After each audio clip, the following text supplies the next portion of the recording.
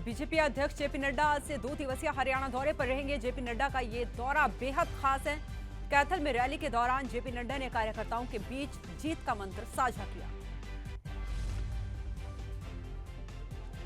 JP Nadda की मौजूदगी में बीजेपी की अमृतकाल संकल्प रैली कैथल के अनाज मंडी में हुई है। इस रैली में नड्डा के साथ सीएम मनोहर लाल, प्रदेश प्रभारी विनोद तावड़े, ओपी धनखड़, नायब सैनी समेत तमाम आला नेता मौजूद रहे। हरियाणा में पंचायत चुनाव में पिछड़ा वर्ग को आरक्षण का रास्ता साफ हो गया है। कैबिनेट की बैठक के बाद सीएम मनोहर लाल ने प्रेस कॉन्फ्रेंस में जानकारी दी। मुख्यमंत्री ने बताया कि पिछड़ा वर्ग आयोग की सिफारिशों को मान लिया गया है। इस फैसले के मुताबिक प्रदेश में अब हर ब्लॉक में 8% सीटें ओबीसी सरपंच आरक्षित हो जाएंगी। बता दें कि ओबीसी वर्ग की ओर से आयोग को एक रिपोर्ट सौंपी गई है, जिसमें पिछड़ा वर्ग ए के लोगों को आरक्षण की सिफारिश की गई थी। इसके साथ ही अब पंचायत चुनाव में देरी की अटकलें भी खत्म हो गई हैं। पिछले लंबे वक्त से पंचायत चुनाव में देरी को लेकर विपक्ष सरकार पर हमलावर है। दूसरी तरफ अब पंचायत में आरक्षण का रास्ता भी साफ हो चुका है। दरअसल मुख्यमंत्री ने पंचायत चुनाव सिंबल पर लड़ने या ना लड़ने को लेकर भी नड्डा से चर्चा की है। वहीं आपको बता दें कि जेपी नड्डा 2 दिन के हरियाणा दौरे पर रहने वाले हैं। इस दौरान बीजेपी और जेजेपी के नेताओं से उनकी मुलाकात होगी। कांग्रेस नेता कुमारी सैलजा ने पूर्व मुख्यमंत्री भूपेंद्र सिंह हुड्डा पर निशाना साधा। बता दें कि पूर्व मुख्यमंत्री भूपेंद्र हुड्डा की गुलाम नबी आजाद से मुलाकात पर कुमारी सैलजा ने कड़ी प्रतिक्रिया दी है। उन्होंने कहा कि उनका यह कदम पार्टी को भ्रमित और निराश करता है। कुमारी सैलजा ने हरियाणा कांग्रेस प्रभारी को पत्र लिखकर हुड्डा की शिकायत की है। इसके अलावा सैलजा ने पत्र में लिखा है कि भूपेंद्र हुड्डा को कारण बताओ नोटिस जारी होना चाहिए। बता दें कि हुड्डा और गुलाम नबी आजाद G23 के सदस्य हैं। इंडोनेशिया के राजदूत ईना कृष्णमूर्ति ने हरियाणा के सीएम मनोहर लाल से उनके आवास पर भेंट की। इस दौरान उन्होंने कहा कि भारत और इंडोनेशिया के बीच कई सालों से घनिष्ठ सांस्कृतिक और वाणिज्यिक संपर्क रहे हैं। स्टार रेसलर पूजा सिहाग ने पति अजय नांदल की मौत पर सरकार से न्याय की गुहार लगाई है। उन्होंने कहा कि पोस्टमार्टम रिपोर्ट में देरी हो रही है, तो वहीं परिवार पुलिस कार्रवाई से भी असंतुष्ट नजर आ रहा है। पूजा सिहाग का कहना है कि पति ड्रग्स नहीं लेते हैं। अगर ये साबित होता है तो केस वापस ले लूंगी। उन्होंने मांग की है कि आरोपी रवि से सख्त पूछताछ की जाए। नेता प्रतिपक्ष भूपेंद्र सिंह हुड्डा ने बीजेपी सरकार पर निशाना साधते हुए कहा कि बीजेपी सरकार भर्तियों में भ्रष्टाचार कर प्रदेश के 25 लाख बेरोजगारों के साथ धोखा कर रही है और इस घोटाले में विधायक से लेकर HSSC के सदस्य और HPSC के उप सचिव तक भी शामिल हैं। प्रदेश में बड़ा प्रशासनिक फेरबदल देखने को मिला है। बता दें प्रदेश में 16 IAS अफसरों का तबादला कर दिया गया है। इसके अलावा बरिंदर सिंह कुंडू को अतिरिक्त मुख्य सचिव बनाया गया है। सोनाली मर्डर केस पर सीएम मनोहर लाल का बड़ा बयान सामने आया है। बता दें कि सीएम ने सोनाली केस में CBI जांच करवाने की भी बात कही है। इसके अलावा सीएम ने यह भी कहा है कि गोवा पुलिस मामले की जांच में जुटी हुई है और जांच रिपोर्ट आने के बाद ही आगे की कार्रवाई करवाई जाएगी।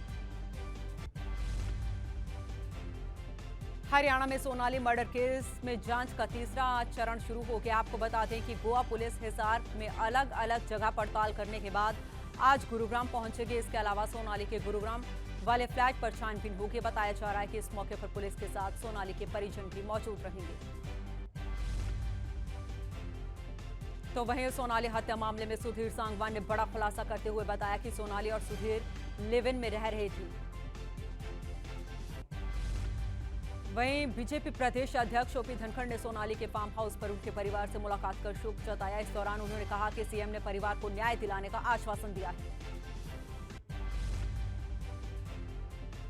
सोनाली के फार्म हाउस पर बीजेपी सांसद ब्रिजेंद्र सिंह पहुंचे। इस दौरान उन्होंने परिजनों से मुलाकात कर हर संभव न्याय का भरोसा दिलाया और साथ ही सीएम से मुलाकात कर CBI जांच की मांग करने की बात भी कही। हिसार में सोनाली फोगाट की श्रद्धांजलि सभा का आयोजन हुआ। इस दौरान सभी परिजनों के साथ स्वामी जसमेर महाराज भी मौजूद रहे। गृह मंत्री अनिल विज का जनता दरबार 3 सितंबर को नहीं लगेगा। बताया जा रहा है कि बीजेपी के राष्ट्रीय अध्यक्ष जेपी नड्डा के 2 दिवसीय दौरे के चलते ये कार्यक्रम टला है।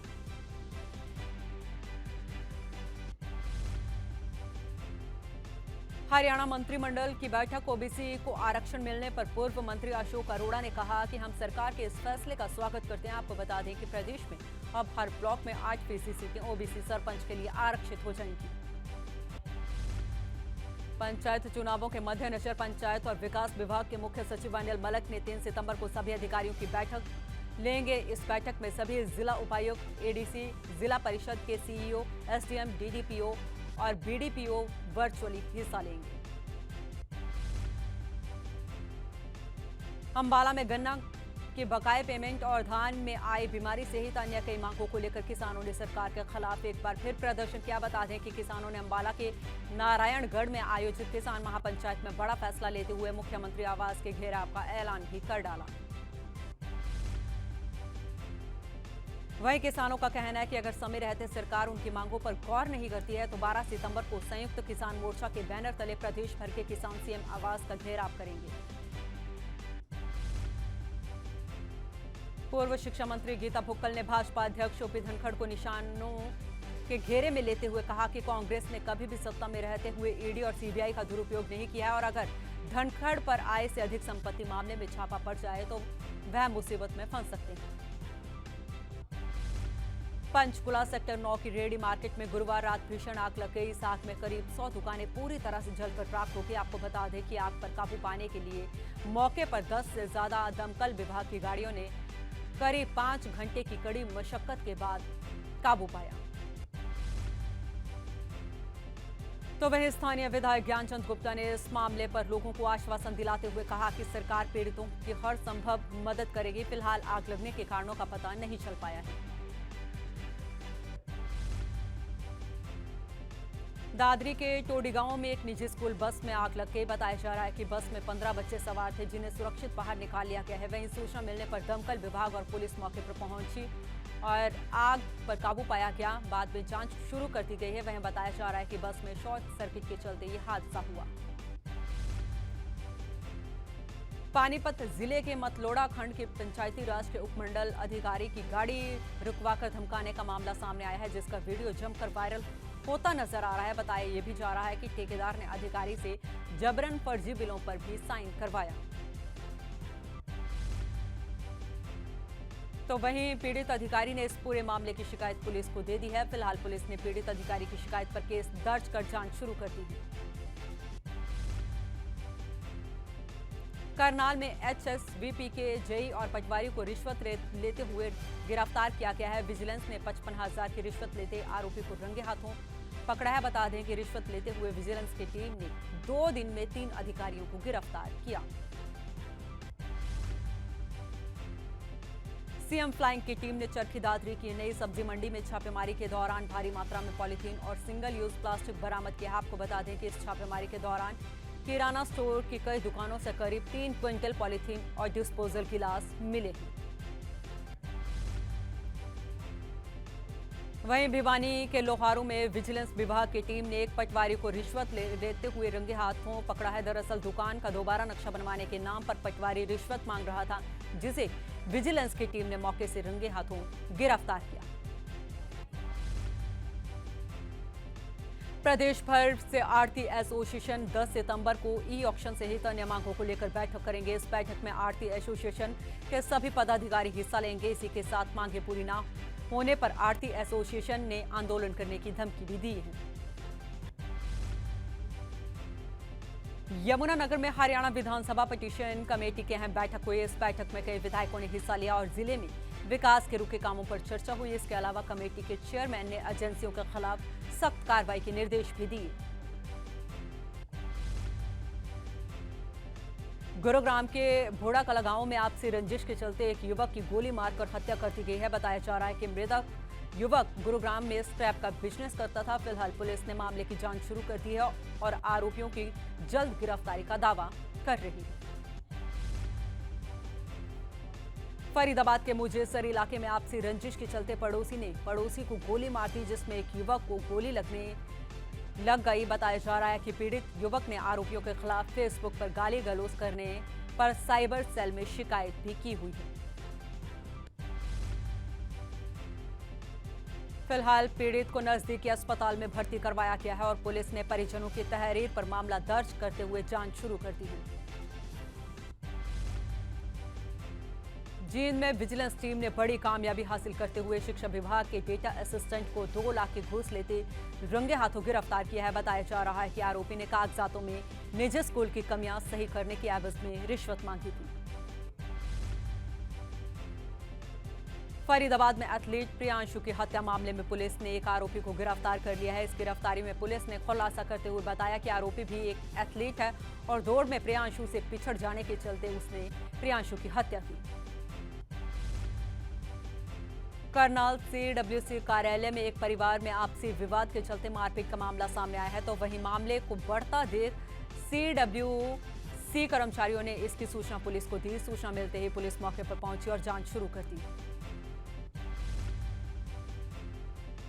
फरीदाबाद के बिल्लोच में टावर लगाने का विरोध कर रहे लोगों पर लाठियां बरसाई गई हैं। बताया जा रहा है कि इसमें महिलाओं समेत कई लोग घायल हो गए हैं। फिलहाल घायलों को इलाज के लिए निजी अस्पताल में भर्ती करवाया गया।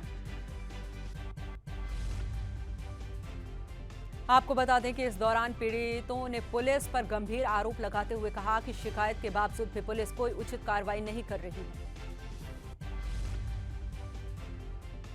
गुरुग्राम के सदर बाजार इलाके में रेमंड के शोरूम पर दिन दहाड़े एक व्यक्ति की कुछ अज्ञात हमलावरों ने गोली मारकर हत्या कर दी है और मौके से फरार हो गए हैं। वहीं मौके पर पहुंचे पुलिस ने सीसीटीवी फुटेज के आधार पर आरोपियों की पहचान करने में जुट गई है। जींद की गोविंद मार्केट की ज्वेलर्स शॉप से सोने के लॉकेट और बाली चोरी करती एक महिला का पूरा वीडियो पास लगे सीसीटीवी में कैद हो गया। फिलहाल शॉप के मालिक ने कहा कि पुलिस ने मामला दर्ज कर लिया है और अब जांच शुरू कर रही है। नूह के एंटी नार्कोटिक्स सेल ने बड़ी कामयाबी हासिल करते हुए एक नाबालिग को 417 ग्राम हेरोइन और मोटरसाइकिल सहित काबू कर लिया है। वहीं अगर बात करें बरामद हेरोइन की कीमत अंतर्राष्ट्रीय बाजार में 40 लाख रुपए बताई जा रही है। करनाल के बड़ा गांव में एक युवक ने शराब पीने के बाद मोबाइल टावर पर चढ़कर जमकर हंगामा किया। युवक को टावर पर चढ़ा देख काफी ग्रामीण मौके पर इकट्ठा हो गए, तो वहीं सूचना मिलते ही मौके पर पहुंची पुलिस ने युवक को टावर से नीचे उतारने की कोशिश की। पंचकुला में लगातार डेंगू का कहर देखने को मिल रहा है। वहीं जिले में डेंगू के 110 से ज्यादा मामले सामने आ चुके हैं, जबकि डेंगू से 7 साल की एक बच्ची की मौत हो चुकी है। आपको बता दें कि डेंगू के अब तक सबसे ज्यादा मामले कालका से सामने आए हैं। वहीं स्वास्थ्य विभाग की टीम की ओर से लगातार लोगों को डेंगू के प्रति जागरूक किया जा रहा है। कुरुक्षेत्र के स्थानेश्वर मंदिर में शिवलिंग में सांपों का जोड़ा आने का वीडियो जमकर वायरल हो रहा है। आपको बता दें कि इन सांपों को देखने के लिए कुरुक्षेत्र में श्रद्धालुओं की भीड़ लग गई है। अंबाला में दिसंबर 2021 से पहले बिजली विभाग द्वारा घोषित किए गए डिफॉल्टर अब फिर से अपना बिजली का कनेक्शन शुरू करवा सकेंगे। बता दें कि हरियाणा बिजली वितरण निगम ने नई योजना शुरू की है, जिसमें दिसंबर 2021 से पहले के बिजली डिफॉल्टर को अब बिल भरने का मौका दिया जाएगा। हिमाचल चुनाव को लेकर दिल्ली में हिमाचल कोर ग्रुप की बैठक हुई। बता दें बीजेपी केंद्रीय कार्यालय में ये अहम बैठक हुई। मीटिंग में बीजेपी अध्यक्ष जेपी नड्डा, संगठन मंत्री बीएल संतोष, हिमाचल के मुख्यमंत्री जयराम ठाकुर और प्रदेश अध्यक्ष सुरेश कश्यप समेत कई बड़े नेता शामिल हुए। हिमाचल विधानसभा चुनावों का बिगुल बजने से पहले कांग्रेस पार्टी ने प्रदेश में 10 बड़े ऐलान कर दिए हैं। पार्टी हिमाचल में जनता को रिझाने में कोई कसर नहीं छोड़ना चाहती। आपको बता दें कि इस कॉन्फ्रेंस में कांग्रेस ने जनता को लुभाने के लिए कई बड़ी घोषणाएं की हैं, साथ ही बीजेपी पर भी जमकर निशाना साधा। वहीं कांग्रेस के चुनाव वादों पर तंज कसते हुए हिमाचल सीएम जयराम ठाकुर ने कहा कि जिस पार्टी की खुद की गारंटी नहीं है, वो जनता की क्या गारंटी लेगी। विधानसभा चुनाव से पहले केंद्र ने हिमाचल को बड़ी सौगात दी है। केंद्र सरकार की महत्वाकांक्षी योजना 1000 करोड़ रुपए का बल्क ड्रग पार्क मंजूर हो गया है। इसके एक और जहां प्रदेश में निवेश की अपार संभावनाएं बढ़ेंगी, तो वहीं 12,000 से ज्यादा लोगों को रोजगार के अवसर भी मिलेंगे। आपको बता दें कि पिछले करीब 3 सालों से सरकार इस पार्क को लाने के लिए प्रयासरत थी। केंद्र ने 3 में से एक फार्मा कम पार्क भी हिमाचल को दिया है। मुख्यमंत्री जयराम ठाकुर ने इसके लिए पीएम नरेंद्र मोदी और भारत सरकार का आभार व्यक्त किया है। हिमाचल कांग्रेस के चुनाव प्रभारी और छत्तीसगढ़ के मुख्यमंत्री भूपेश बघेल और कांग्रेस प्रभारी राजीव शुक्ला ने शिमला में प्रेस कॉन्फ्रेंस कर 10 गारंटी की घोषणा की है और कहा कि कांग्रेस पार्टी जो बोलती है वो करती भी है। ऊना के डीसी राघव शर्मा ने ऊना क्षेत्र के धार्मिक और ऐतिहासिक स्थल पुस्तक का विमोचन किया है। यह पुस्तक जिला के शिक्षाविद डॉक्टर रमन शर्मा ने लिखी है, जिसमें जिला के सभी ऐतिहासिक और धार्मिक स्थलों के बारे में विस्तार से जानकारी दी गई है। हिमाचल में बल्क ड्रग पार्क के निर्माण पर उद्योग मंत्री ने विक्रम ठाकुर ने कहा कि बल्क ड्रग पार्क प्रदेश में विकास का आधार बनेगा। इसके साथ ही उन्होंने ड्रग पार्क के कई बड़े लाभ बताए, साथ ही विपक्ष पर भी जमकर हमला बोला। अवैध खनन पर ऊना पुलिस ने बड़ी कार्रवाई करते हुए ओवरलोड किए गए 3 बड़े टिप्परों को जब्त कर लिया है। हालांकि अंधेरे का फायदा उठाकर एक टिप्पर चालक गाड़ी लेकर मौके से फरार होने में कामयाब रहा। मौसम विभाग की तरफ से हिमाचल प्रदेश में 2 दिन भारी बारिश का अलर्ट जारी कर दिया गया है। मौसम विभाग के अनुसार प्रदेश में 6 सितंबर तक मौसम खराब रह सकता है। साथ ही 3 और 4 सितंबर को भारी बारिश का येलो अलर्ट जारी किया गया है। आपको बता दें कि भारी बारिश के अलर्ट को देखते हुए प्रशासन की तरफ से स्थानीय लोगों और पर्यटकों को नदी नालों से दूर रहने की सलाह दी गई है। साथ ही लोगों को प्रशासन की ओर से समय समय पर एडवाइजरी का पालन करने को भी कहा गया है। प्रधानमंत्री नरेंद्र मोदी ने कोच्चि में देश के पहले स्वदेशी युद्धपोत आईएनएस विक्रांत को भारतीय नौसेना को समर्पित किया। इस मौके पर रक्षा मंत्री राजनाथ सिंह और उनके साथ मौजूद रहे। आपको बता दें कि आईएनएस विक्रांत को साल 2009 में बनाना शुरू किया था।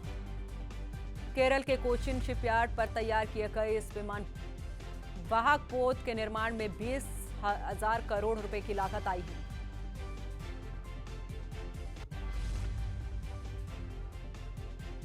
प्रधानमंत्री नरेंद्र मोदी 2 दिवसीय केरल यात्रा दौरे पर हैं। इस दौरान कोच्चि में बीजेपी कार्यकर्ताओं ने उनका जोरदार स्वागत किया है। बता दें पीएम मोदी ने कोच्चि को जनता को संबोधित करते हुए विपक्ष पर जोरदार हमला बोला। पीएम ने विपक्षी दलों पर भ्रष्टाचारियों को बचाने के लिए एकजुट होने का आरोप लगाया है।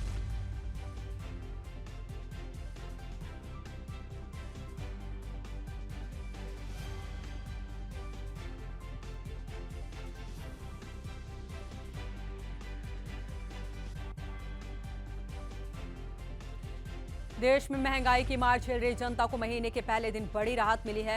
1 सितंबर को गैस सिलेंडर के दामों में कमी देखने को मिली। एलपीजी सिलेंडर की कीमत में 100 रुपए की भारी कटौती हुई है।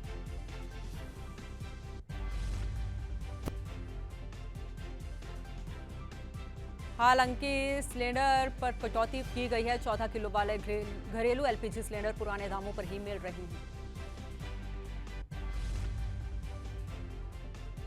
राजधानी दिल्ली में 1 सितंबर से शराब के निजी ठेके बंद रहेंगे, क्योंकि दिल्ली में पिछले साल लागू की गई नई शराब नीति का 31 अगस्त को आखिरी दिन था। इसके लिए अब स्टॉक खत्म करने के लिए दिल्ली में निजी शराब की दुकानों पर 1 बोतल के साथ 1 बोतल फ्री मिल रही थी।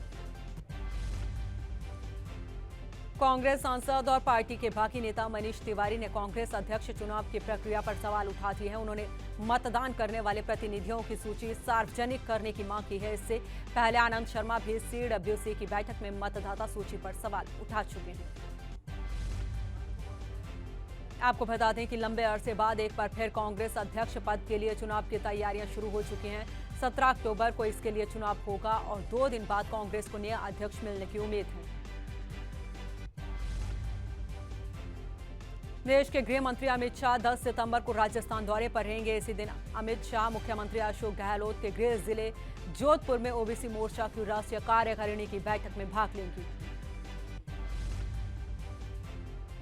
बिहार के सीएम नीतीश कुमार ने करप्शन के मुद्दे पर पीएम नरेंद्र मोदी पर जमकर निशाना साधा। नीतीश कुमार का कहना है कि हमारे राज्य में कभी भी भ्रष्टाचारियों को बर्दाश्त नहीं किया जाएगा, इसलिए किसी भी भ्रष्टाचारी का साथ हम नहीं दे सकते।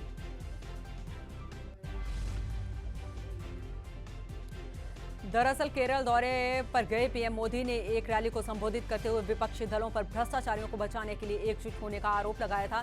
इसी पर पलटवार करते हुए सीएम नीतीश ने मोदी और भाजपा को घेरा है।